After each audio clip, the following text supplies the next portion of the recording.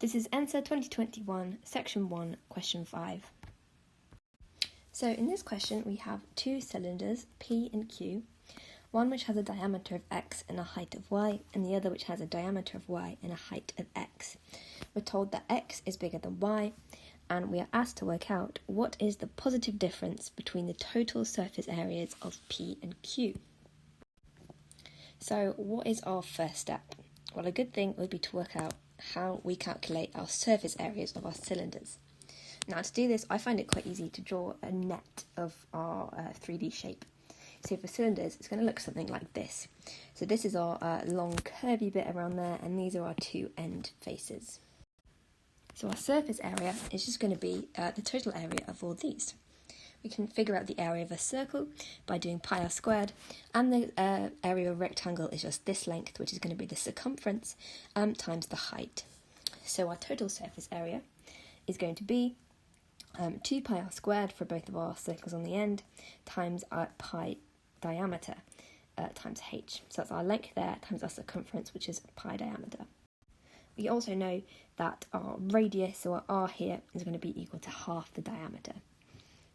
So now we can figure out what our surface areas are going to be for each of our cylinders. So let's start with P.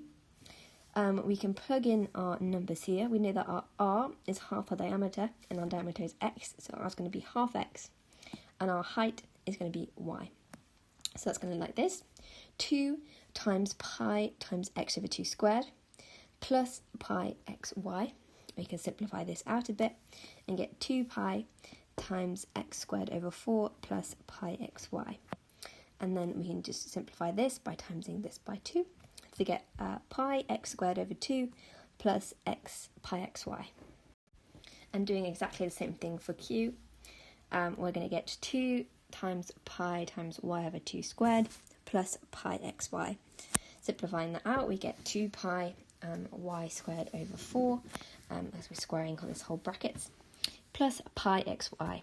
And then again, simplifying this fraction, we're going to get pi y squared over 2 plus pi xy. So we want to find the positive difference between these two surface areas. So all we have to do is take one away from the other. So let's do that here. So we've got R1 for P, take away R1 for Y. Now I've put this in brackets because we have to be careful of the signs. We want to take this all away. So this is actually going to be a minus 2. So we've got pi x squared over 2 plus pi xy minus pi y squared over 2 minus pi xy. Now we have pi xy in common there, so they just cancel out. We've got plus 1 and a minus 1 there. So this is our simplified subtraction. And we can simplify this even more by putting it over the same denominator and taking out pi as a common variable. So we get pi times x squared minus y squared all over 2. So our final answer is going to be pi over 2 times x squared minus y squared. That's our final answer, which corresponds to answer C.